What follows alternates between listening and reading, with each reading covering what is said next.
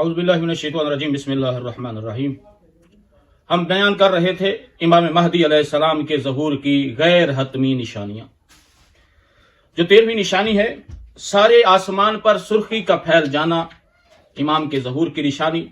کوفہ میں ہر طرف سے قتل و غارت کا برپا ہونا، یہ بھی امام کے ظہور کی نشانی ہے۔ ایک جماعت کا بندر اور سور کی شکل اختیار کرنا، یہ بھی امام کی نشانیوں میں سے ہے۔ خرسان سے سیاہ پرچم کا برآمد ہونا، یہ بھی امام کے ظہور کی نشانی۔ ماہ جمادی ثانی اور رجب میں شدید بارشوں کا ہونا امام کی نشانی ہے۔ عربوں کا مطلق العنان آوارہ ہو جانا، یہ بھی امام کے ظہور کی نشانی ہے۔ اور سلاطین عجم کا بے آبرو اور بے وقار ہو جانا امام کی نشانی ہے۔ مشرق سے ایک ایسے ستارے کا برآمد ہونا جس کی روشنی چاند جیسی، شکل بھی دونوں طرف سے کج ہوگی۔ اور آخری جو نشانی ہے، تمام عالم میں ظلم و ستم، فسق و فجور کا عام ہو جانا،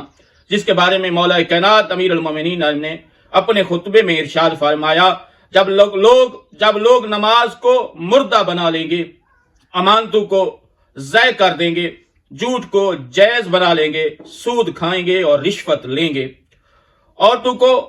عمارتوں کو انتہائی مستحکم بنائیں گے، دین کو دنیا کے عوض بیچ ڈالیں گے،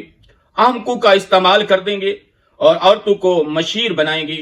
اور عقرات سے قطع تعلق کر لیں گے، خواہشات کا اتباع کریں گے،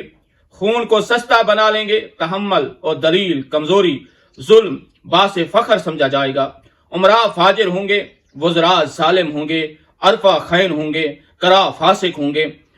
جھوٹی گواہیوں کا زور ہوگا، فجور کو علانیہ انجام دیا جائے گا، قرآن مجید کو زیورات سے آراستہ کیا جائے گا،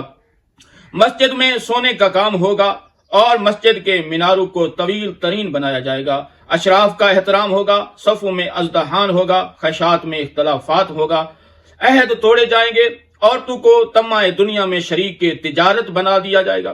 فساد کا آواز بلند ہوگی، اسے سنا جائے گا، اور رذیل ترین آدمی سردار ہوگا،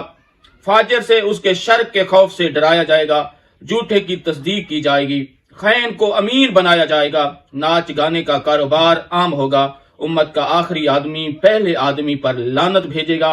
عورتوں کو گھوڑے پر سوار کریں گے، مرد عورتوں سے مشابہ ہوں گے، عورتیں مردوں سے مشابہ ہوں گی، لوگ زبردستی گواہی پیش کریں گے، بغیر حق کو سمجھے ہوئے گواہی دیں گے،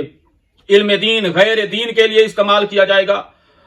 عمل دنیا کو آخرت پر ترجیح دی جائے گی، دل بھیڑیا جیسے، لباس بکریوں جیسے ہوں گے، دل مردار سے زیادہ بدبودار ہوں گے۔ اس وقت بہترین مقام بیت المقدس ہوگا، جس کے بارے میں لوگ تمنا کریں گے کہ کاش ہماری منزل وہاں ہوگی۔ والسلام علیکم۔